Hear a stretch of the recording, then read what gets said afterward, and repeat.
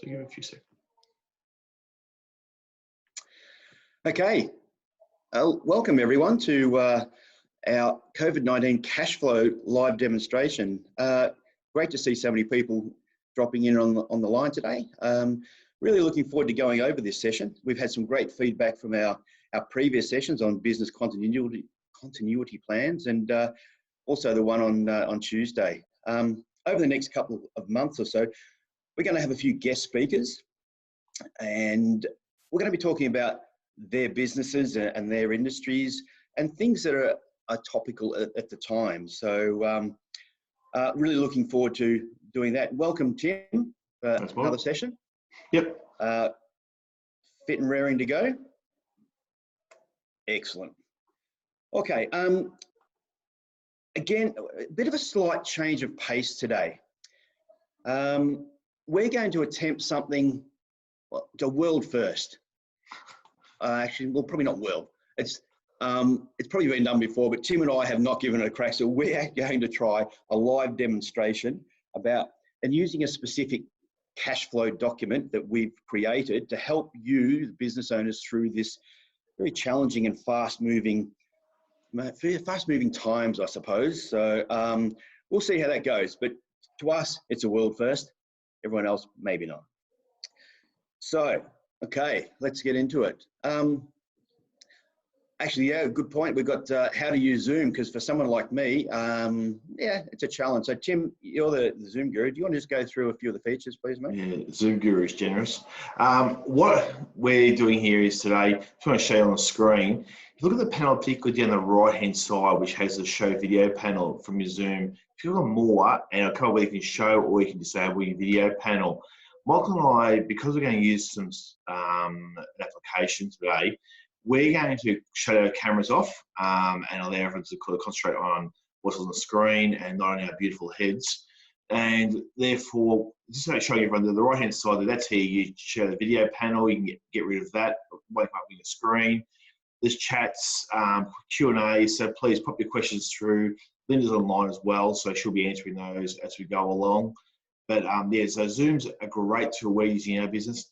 I was just chatting to Michael about how we've got clients who are using it for Pilates classes, yoga classes, all sorts of things. So a whole new way of doing things, but really exciting. So please, yeah, just follow that screen there. That'd be great. And we'll turn our cameras off now before we hop into it. Okay. All right. We'll hit the stop video. Okay. And while we're talking, before we get into it, we're getting some really great feedback about what some of our business clients are doing. And there's a new buzzword out there at the moment, you know, pivoting. You got to pivot your business and do something differently. We'd love to hear about what you're doing differently. Yesterday, you know, for example, Jim basically said, look, we're doing the regular things of holding our gym sessions online, but we realized that we had all these assets sitting around, this equipment. So we're actually hiring out the equipment to members, which is great. It's money coming in. So please send us through some of these great news stories, because we want to share that to give people some hope in these times. So let's get into it, Tim. Before we do that, there's some really big questions. We're coming up to Easter, and I'd really like you as a business owner to reflect on how is this coronavirus affecting you and your family? It's really moving quickly. Tim and I are having a chat, and it's 4 weeks tomorrow. I think, yeah, 4 weeks ago, we were sitting up on the Murray River, took the whole team up for an offsite. We're on the paddle cruise that night, having a few drinks going. I wonder how this coronavirus is going to impact everyone. Wowee. The last 4 weeks have been a blur. So you as a business owner, please take the time over Easter to reflect on how it's affecting you and your family, how it's impacting your business and your team. You know, and how are you personally coping? You always got to be seen to be the one who's leading, and not only your business but your family. So how are you coping? Please, and reach out. Another buzzword I know, but for assistance wherever you can, whether it be us, whether it be just someone in your close network. Have a chat to someone. What are you most scared of right now? We're hearing lots of different things. apart from the health and social distancing issues, but we're hearing things like, I'm not quite sure how long I can see this out. Look, yeah, we're hearing, I'm okay now, but I'm not quite sure. I'm unsure when it's going to hit me and how hard it will hit me when it does hit. I'm feeling pressure to keep paying my team, but when is all that too much? And can I last? Can I hold out until these federal government stimulus packages kick in? Should I be talking to my bank about the fact that I'm slowing down and I don't pay wages? We're second guessing ourselves. I'm feeling like it's a week-to-week proposition, and you know what? It's not fun. But these are the things that are, going through your minds. The stress of the unknown. Is it keeping you awake at night? So they're the questions you've got to be asking yourself. What are you most scared of right now? And that's what you've got to address. And hopefully we're here to help you. So on to the next, before we get into the next, I suppose, the live demonstration, I also want to look at why we need to prepare a cash forecast. I'm going to come back to that, because all these questions that we're asking ourselves, it's about uncertainty. It's creating uncertainty in our minds, and it breeds fear. And as you know, that we're all about increasing people's knowledge. So we feel that by increasing your knowledge, you can reduce that uncertainty. Yeah, reduced uncertainty means that, to some degree, our stress levels are a little bit less.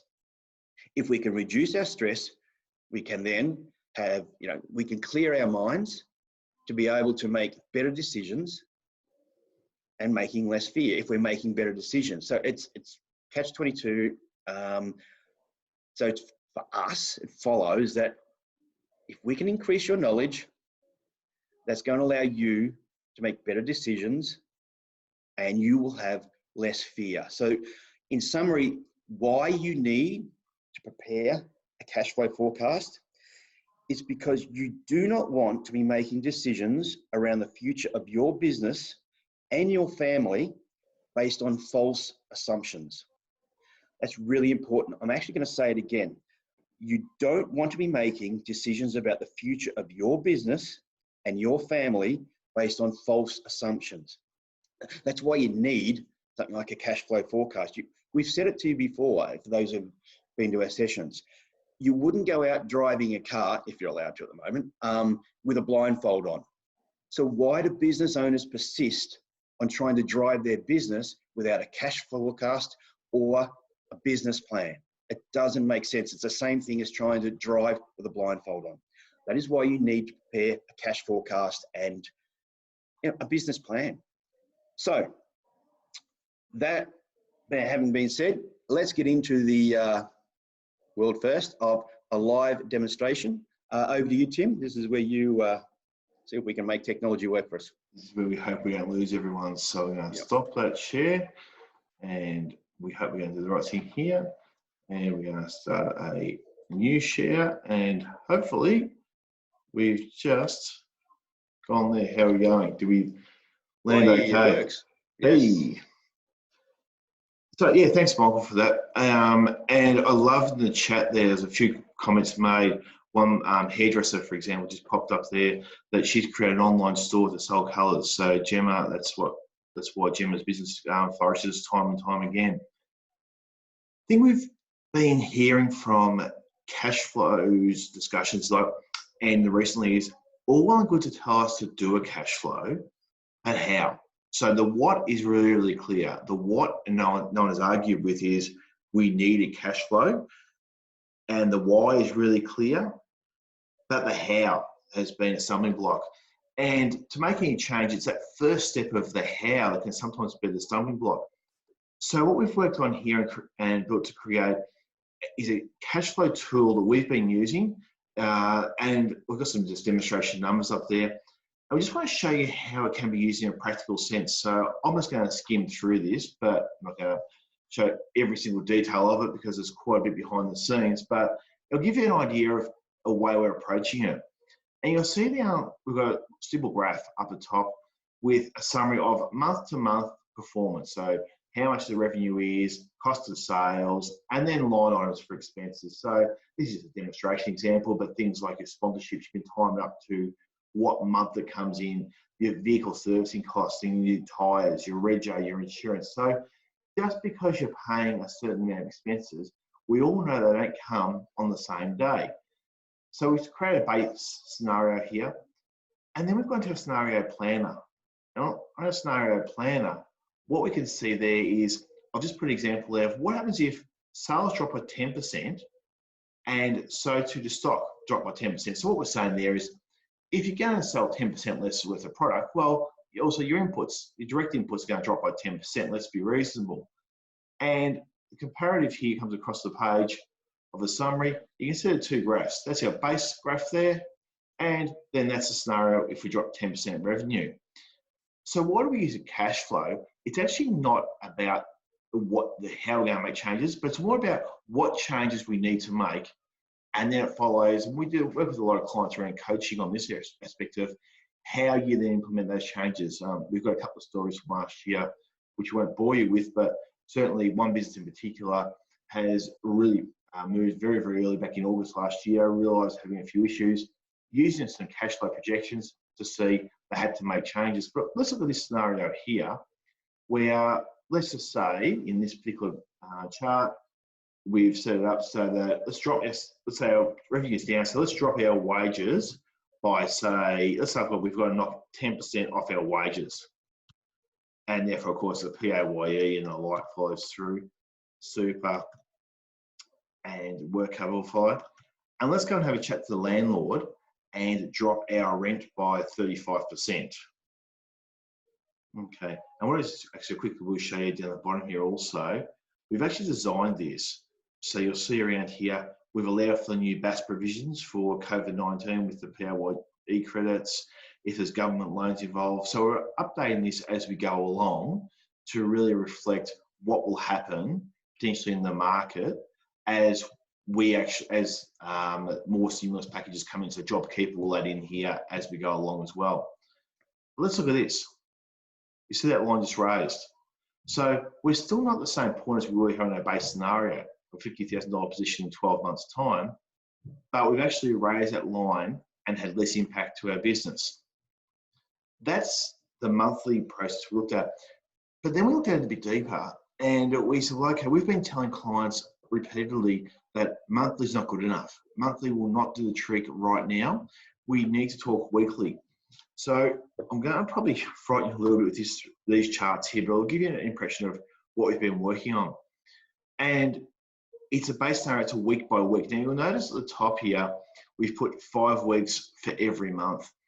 The fact of the matter is, most months straddle 5 weeks, so you can adjust appropriately. So we've just thrown some numbers in here for this example, but you'll see that there are things like we've got $2,000 there in the week 5. So that's going to be how we look at things as we go along. We've got $10,000 there, $12,000 there in week 1, 2, and 3. So this is just, again, an example, but it's week by week.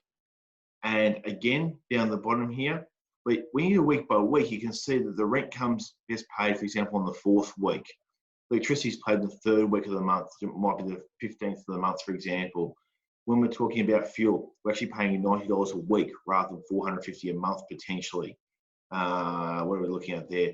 Down the bottom here, when we've got payments for our debts, we've got different weeks of the month we're paying higher purchase liabilities, loan payments, different higher purchases on different weeks. We're paying the tax offices at different times. So the week to week gives us a lot of great detail as to how we're going.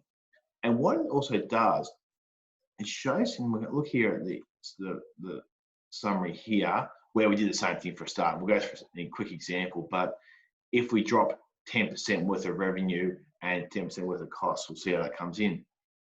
But what it shows us here is week to week how the business is tracking. And what you'll find for most businesses, and they'll all have their own cycle, is while month to month might follow a pattern of behavior where there's a line sort of joining each of the top dots there, week to week shows that you have issues throughout the month, and you can sometimes drop revenues on the way through. So what I just want to do is come back in here And let's look at some examples here.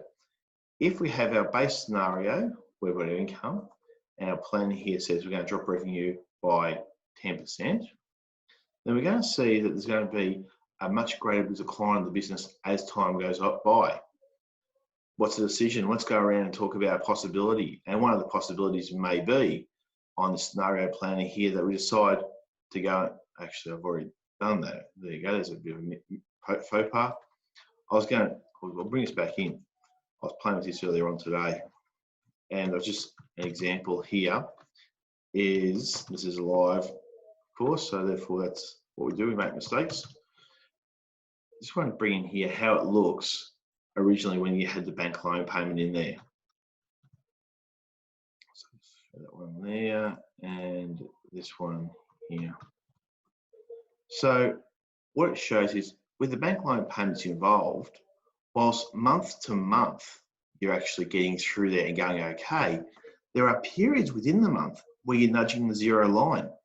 And even past where this month here in particular, you've gone to overdraft significantly in the month, and yet at the end of the month it's okay. So your monthly planner won't bring this out. So if we just have a look at the example and we go back to our scenario planner, what would it look like if we take out each of those last 6 payments? I'll just pop them out there. And that one there, that's all those. And what would it look like if we say dropped wages by, let's call it 5% this time? And super, of course, goes with that, work cover and the like. And let's go and have a chat to the bank and, sorry, the landlord. Let's drop our rent by, say, 20%. What else could we potentially do? We might be able to go and renegotiate something along the lines here. Our advertising. Let's actually increase our advertising because we want to find more. So let's increase our advertising by 50%. Okay. So because it's not all about decreasing, it may be about increasing. What does this tell us? It tells us that we've changed our line again. So these are the different systems that we can look at. When we increase our advertising, potentially what we do is instead of a 10% drop in income now, it's a 5% drop, and reflected by the stock paid being dropped by 5%. Again, we just bring our line up. It's all about helping you make decisions and take actions for your business. So that's the tool we've been working on. There's a little bit involved there, obviously, from our end, but we just hope it gives some guidance as to what will actually be something that's logical and will help you in your business to make some better decisions and therefore take better actions. I think that's probably fairly much a summary of where we're at. Anything, Michael? Anything else? Yeah, great summary. And visually, as an accountant, I see all those numbers, and you can get a bit, consumed and overwhelmed. But that the graphical representation makes it so much clearer. So thanks, Tim. It's fantastic. Cool. And what we'll do is we'll get back to the other screen. Hopefully, we can do this right. And we'll share that. We've done that. Good. So there you go. So thank you again, Tim. That was good. And technology worked, and we didn't actually knock everyone out. Fantastic. No. So in the interest of moving forward, we like to keep these short and sharp. Right now, you're going to be thinking, okay, you're in one of 3 spots. But you'll be saying either, yeah, thanks, I've learned something today. I'll take the information. I should be okay. There's some learnings in it. You may, second option, you may be thinking, okay, yeah, some really good information actually, and I reckon I can take it away. I've got some tools that I can actually do that myself. So, yep, thanks for the information. And then the third position you may be in is to say, look, this is really worrying me. I need to get some more clarity around the cash flow over the next week to week, month to month, 6 monthly basis, and I don't have the skill set or the time to do it. So please get in touch with us. 15 minutes, we'll have a chat with you. Any of the team members the team member you normally work with at Sage, because every situation is different. So there are your 3 options. And getting in contact with us, Tim, how do they do that? Yeah, it's just a matter of a page. We've got Yep. Here we go. Contact us. If you want to contact us direct, please do so. We're just both tim@sagegroup.com.au or michael@sagegroup.com.au. The other one is Linda, who runs our marketing and puts all this stuff together, which is lynda@sagegroup.com.au. But you all know how to get in contact with us. Reply. You've got an email from today. Reply to that email. Give us a phone call. Subscribe to our YouTube. We try to use as many channels as we can to get this information out there. We really want people to contact us, but also share this information too. I think that's an important part, Michael, about our purpose, isn't it, more than anything else? Absolutely. Share this information so that we can share it. It's just we're about one of our true purposes is to make sure that we're protecting the economic and social position, if you like, of our community out there, would be our clients, whether it be within Hume, Sunbury, or the Masson Ranges, so we appreciate you giving us some of that information. So thank you, Tim. Look, we're going to wrap it up. Tim and I have really enjoyed these sessions leading up to Easter on Tuesday and Thursday. After Easter, though, we're going to drop back to just single weekly updates on a Thursday at 9:30 a.m. Having said that, if you come to us with a topic that's of importance to you, we might research and do a special one throughout the week as well. And also, as you should be doing, we're looking to grow our business. So if you know someone out there, a business owner who is really struggling with the financial impact around coronavirus and isn't quite sure about how to go about improving or growing their business, we'd love to have a chat with them. Please refer them to us, or we can call them, whatever suits you. So in saying that, have a great Easter. Please reflect on how it's impacting you. Stay safe, keep your distance, and certainly isolate, but please don't be isolated. Reach out to people. And in the words of our great leaders out there somewhere, it's time for us to work together to get through all this. So thanks, everyone, and we'll talk to you next week. Awesome. Thanks, Michael. Great stuff.